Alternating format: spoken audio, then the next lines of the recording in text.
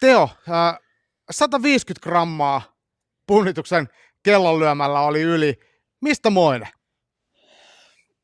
Mä en oikein tiedä siis, koska siis siinä kuitenkin aikaahan oli ja 3 kiloa oikeastaan vaan about vedettävää, mutta kroppa sanoo varmaan, että ei vedetä. Tai jotenkin näin. Siis ei mulla silleen, kyllä mun rupes niin lopussa ole huono ologia ja näin, mutta siis enemmän se niin rupesi, että mä en hikoile ollenkaan. Niin sitten mä mietin vaan, että mitä tässä voi oikein tehdä.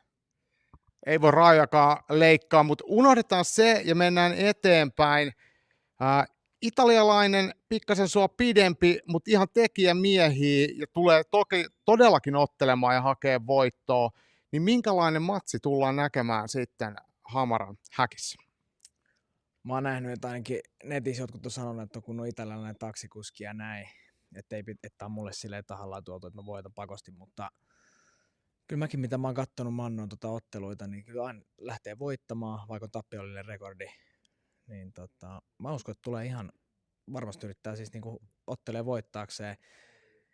Siinä kanssa mainostettiin, että se olisi pystyukko ja näin, mutta mä veikkaan, että se muuttuu hyvin nopeasti, kun mä pääsin osumaan siihen pari kertaa. Niin luulen, että yrittää lähteä sitten niinku kaataa mua ja sen skillsit ei ihan riitä siihen, että se saisi mua mattoon, niin sitten huomioon siitä voi tulla italialainen taksikuski. Hei, Kupittaalle tosiaan hirveän määrä myyty lippu ja iso tapahtuma tulee. Me ollaan sunkaan toisessa tilanteessa puhuttu, että sä haluat otella Hamarassa ja Kupittaalla, niin millä se tilanne nyt näyttää? Siis tosi kiva otella Hamarassa. Siis mä oon silloin amatööriaikoina halunnut jo otella Hamarassa.